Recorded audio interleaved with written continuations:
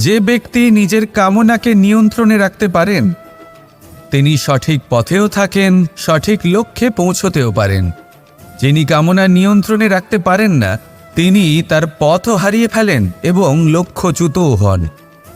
তাই মনে রাখবেন, নিজের কামনাগুলিকে নিয়ন্ত্রণে রাখুন। কাম নামক এই শত্রুর ওপর বিজয় লাভ করুন। মানুষের জীবন দেখলে এতে সংকটও আসবে, বিপদও আসবে, অনেক সমস্যাও আসবে।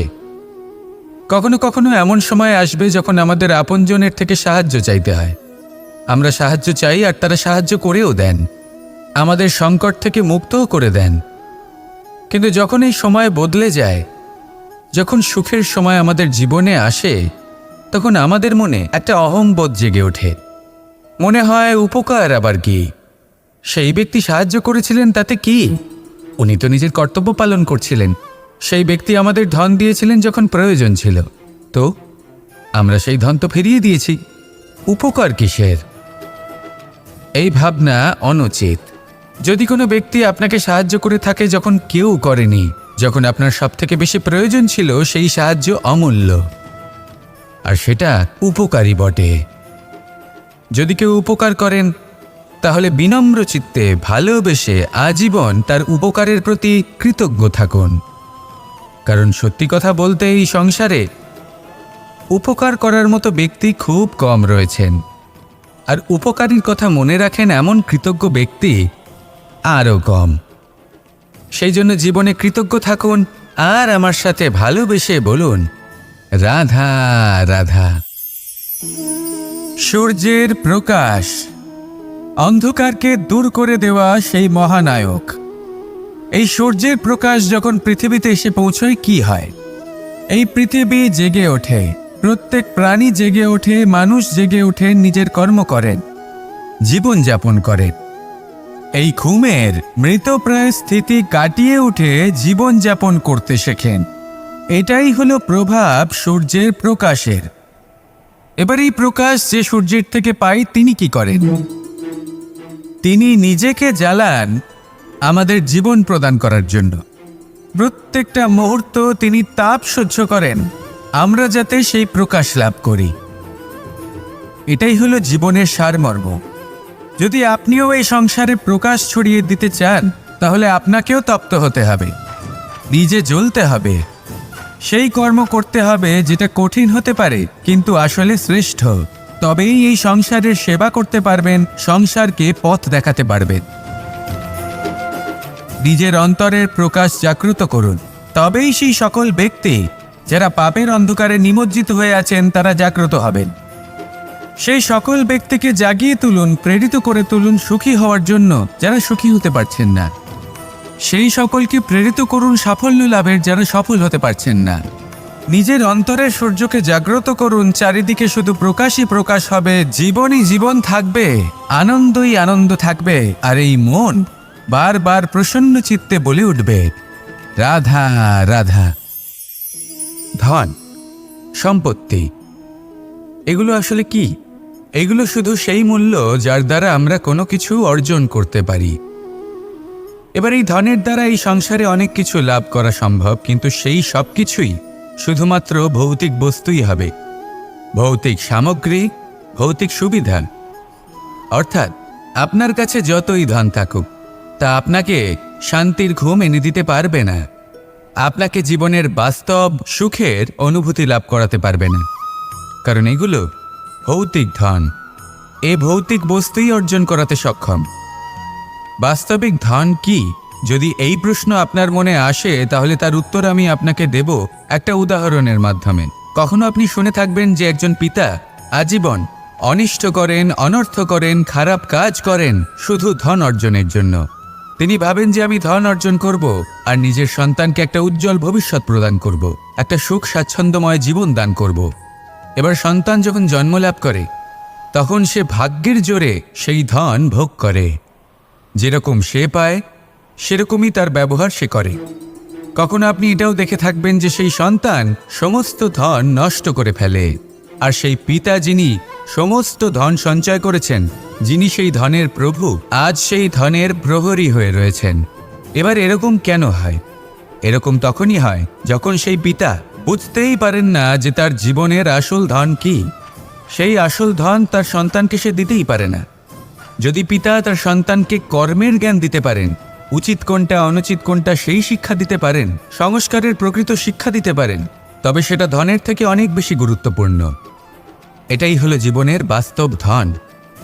আপনি সেই কথা তো অবশ্যই শুনে থাকবেন, কুসন্তান হলে ধন সঞ্চয় করে কি হবে, সুসন্তান হলে ধন সঞ্চয় করে কি হবে।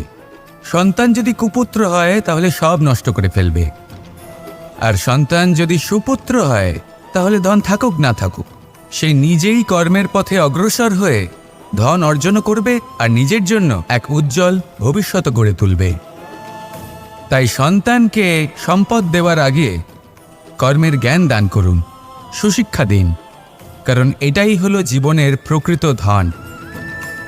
আসুন আর আমার সাথে ভালোবেসে বলুন, রাধা রাধা। প্রত্যেকটা মানুষ আলাদা হয় আর অত্যন্ত বিশেষও হয়। প্রত্যেক মানুষ ভিন্ন ভিন্ন পরিবেশে পালিত হয়, বড় হয়। প্রত্যেকের নিজস্ব চিন্তা ভাবনা থাকে, নিজস্ব বিচারধারা থাকে।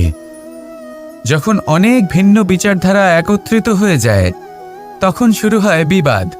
এবার এই বিবাদের সময় আপনি দেখবেন দুই ব্যক্তি যাদের মধ্যে এই বিবাদ হচ্ছে সবসময় এটা প্রমাণ করতে চান যে তার সামনের ব্যক্তি এবং তার ভাবনা, তার বিচারধারা বা তার বক্তব্য হলো অনুচিত। এবার এটাই যদি প্রেমপূর্বক রূপে আপনি ভেবে দেখতে চেষ্টা করেন যে সামনের ব্যক্তিটির বক্তব্য, তার মানসিকতা আসলে কি, তাতে উচিত ঠিক কি, সেটা আমরা বুঝতে পারি।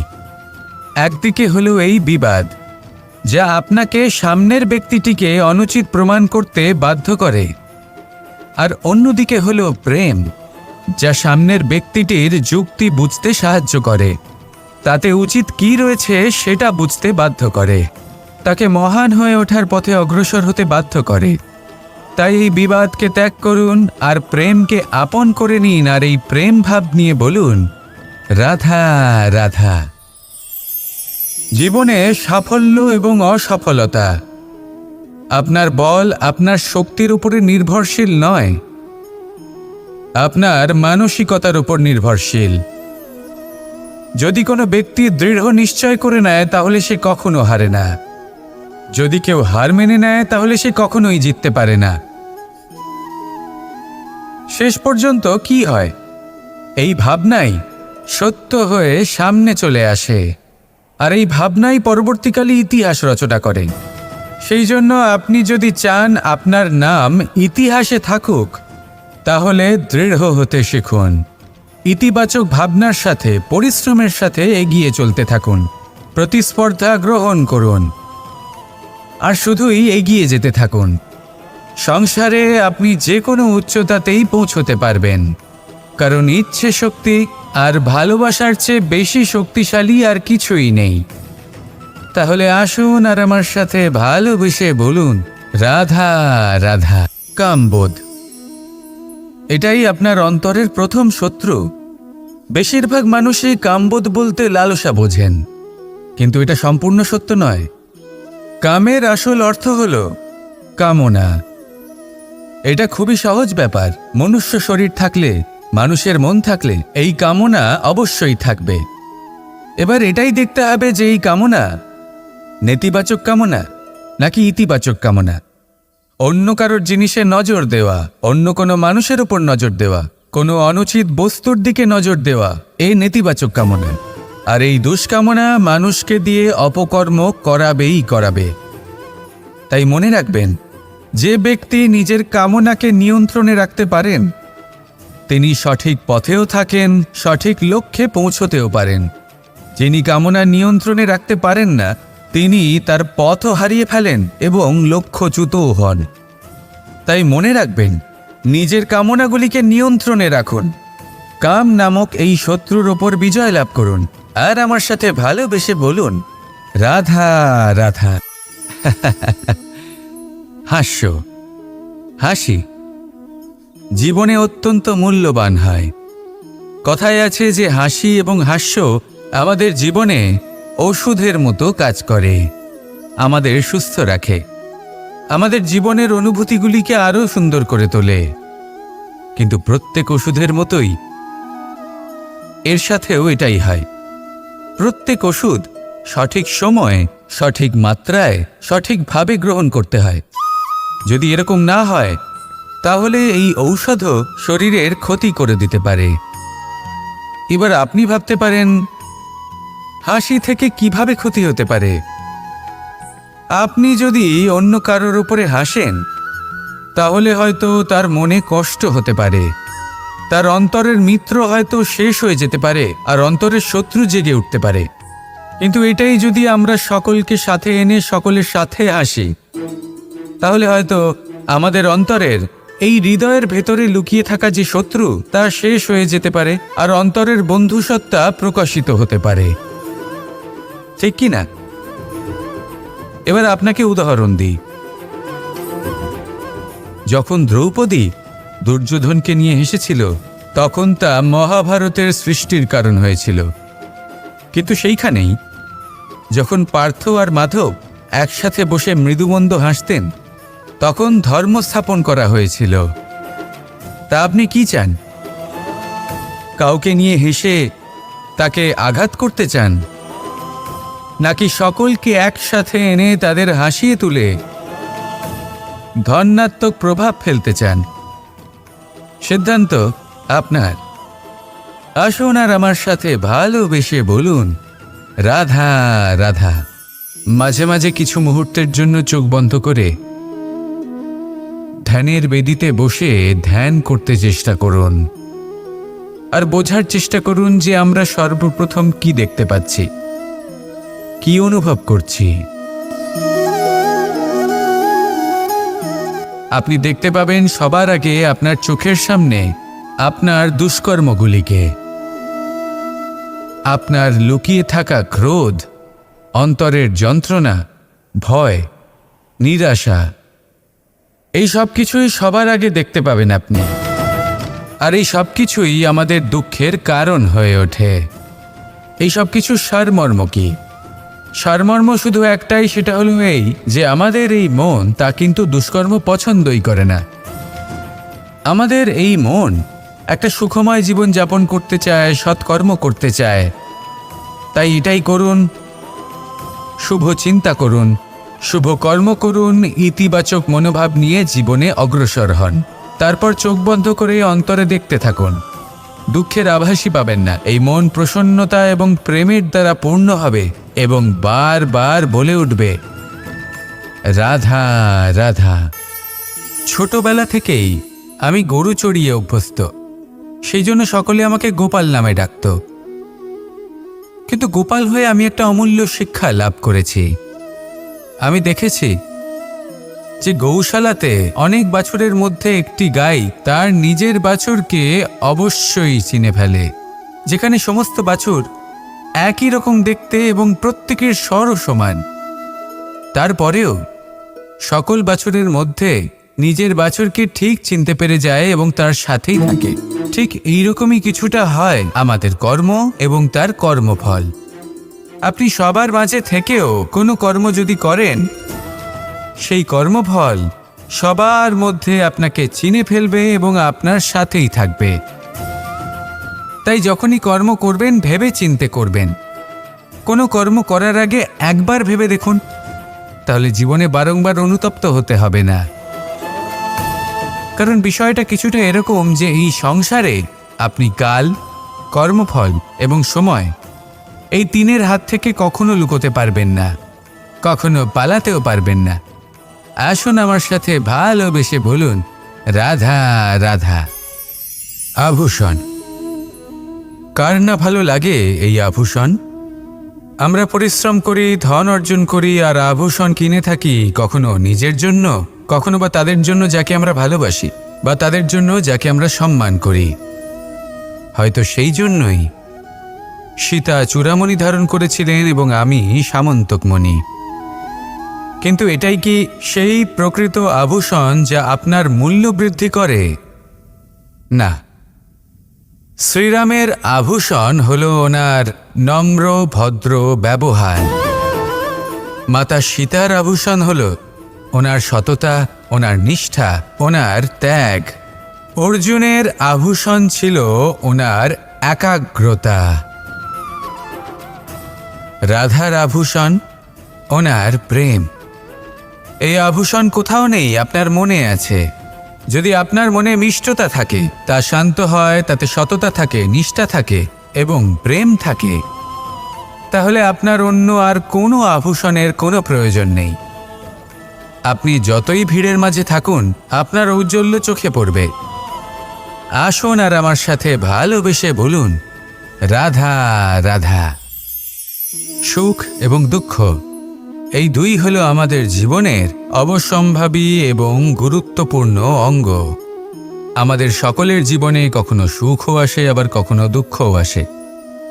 আমরা সবসময় ভাবি আমরা কিভাবে সুখ লাভ করব, কিভাবে আমরা দুঃখ থেকে দূরে থাকতে পারি।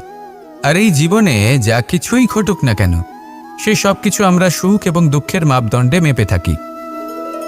এবার এখানে একটা ছোট্ট বিষয় আছে। এটা ভেবে দেখতে হবে যে কে আসলে সুখী ব্যক্তি। সুখী ব্যক্তি হলেন তিনি, যিনি নিজের জীবনে নিজের কর্মের বিশ্লেষণ করে থাকেন, সেই বুঝে পদক্ষেপ নেন। উনি কি করতে চলেছেন সেটা উনি জানেন। আর যদি ওনার কোনো দোষ থাকে বা ভুল থাকে, তাহলে সেগুলো শুধরে নিয়ে এগিয়ে চলেন। সেই জন্য উনি সুখী হন। অন্যদিকে যে ব্যক্তি দুঃখী, তিনি কি করেন? তিনি নিজের উপর নয়, অন্যের উপর নিজের নজর রাখেন, যে তিনি কি করছেন, কিভাবে কর্ম করছেন। ওনারা অন্যের নিন্দা করেন, অন্যের সাফল্য দেখে ঈর্ষা করেন, ক্রুদ্ধ হয়ে যান, ওনাদের বাধা দিতে চেষ্টা করেন। সেই জন্যই তো ওনারা দুঃখী হন। এই সংসারে এমন অনেক ব্যক্তি আছেন যারা এই কারণে দুঃখী নন যে তাদের জীবনে দুঃখ আছে। তারা এই কারণে দুঃখ পান কারণ অন্যের জীবন অনেক বেশি সুখের। দেখুন, শেষ পর্যন্ত আপনাকে নিজের কর্মের প্রতি মনোসংযোগ করতেই হবে, অন্যের প্রতি নয়। কারণ আপনার জীবনে আপনার কর্ম হলো এমন একটা জিনিস যা আপনার নিয়ন্ত্রণে আছে। নিরন্তর চেষ্টা করতে থাকুন, নিজের কর্মকে বুঝতে শিখুন, শুধরে নিন, নিজেকে শ্রেষ্ঠ করে তুলুন। তখন সাফল্য নিজে থেকে আপনার কাছে আসবেই, আর এই মন প্রসন্ন হয়ে বলবে, রাধা রাধা। প্রেমের পরিভাষা আসলে কি? ভিন্ন ভিন্ন ধরনের ব্যক্তি, ভিন্ন ভিন্ন ধরনের প্রেমী, আলোচক বিভিন্ন ধরনের পরিভাষা প্রদান করেন এই প্রেম নিয়ে। কিন্তু প্রত্যেকের মনেই কখনো কখনো এই প্রশ্ন এসেছে, এই ভালোবাসা আসলে কি? নিজের প্রিয়তমকে জয় করাই কি প্রেম? চার হাত এক হয়ে যাবার নামই কি প্রেম? নিজের আবেগ ব্যক্ত করাই কি ভালোবাসা? না, প্রেমের অর্থ কাউকে লাভ করা নয়, বরং তার মাঝে বিলীন হয়ে যাওয়া। যদি কারোর হাত ধরে থাকি, তাহলে আজীবন তার সাথে পথ চলা হলো প্রেম। প্রেম শুধুমাত্র সেটা নয় যা প্রেমী আর প্রেমিকার কেশদামে মালা বেঁধে দেয়। মাতা পিতার জন্য দিনরাত পরিশ্রম করা, নিজের পরিবারের জন্য দিনরাত পরিশ্রম করা, সেটাও প্রেম। নিজের বন্ধুদের জন্য, আপনজনের জন্য সবকিছু উজাড় করে দেওয়ার নাম হলো ভালোবাসা। নিজের মাতৃভূমির জন্য সাহসের সাথে লড়াই করা এবং আনন্দে নিজের জীবন ত্যাগ করে দেওয়াও কিন্তু প্রেমের নামান্তর। সেই জন্য যারা বুদ্ধিমান ব্যক্তি, তারা কখনো প্রেমের পরিভাষা খুঁজতে চান না, কারণ তারা জানেন যে এই প্রেম কতটা বিশাল। তারা জানেন যে এই প্রেম হলো এক বিশাল সাগর, যাকে নিজের মুঠোয় ধরে রাখা যায় না। সেই জন্য এই প্রেমের সাগরে ডুবে যান এবং সকলকে ভালোবাসতে শিখুন। যদি সবাইকে ভালোবাসতে পারেন, তাহলে তাদেরও কল্যাণ হবে যারা আপনাকে ভালোবাসে, তাদেরও কল্যাণ হবে যাদেরকে আপনি ভালোবাসেন, আর আপনারও কল্যাণ হবে। আর তখন এই মন ভালোবেসে বলবে, রাধা।